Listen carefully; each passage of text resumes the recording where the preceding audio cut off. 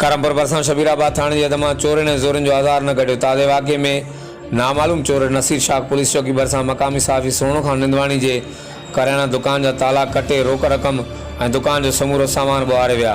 वाक़े जो पुलिस खे इतला वाक़े ख़िलाफ़ सहाफ़ियुनि जो जावेद उस्मान बिजाणी, ग़ुलाम यासीन जाफ़री, सोनू खान निंदवाणी ऐं ॿियनि जी अॻवानी में एहतिजाजी मुज़ाहिरो SSP कश्मीर कंदाकोट खां चोरी वाक़े जो नोटिस वठण ऐं मुलविज़ चोरनि ख़िलाफ़ फौरी कार्रवाई जो मुतालबो कयो वियो।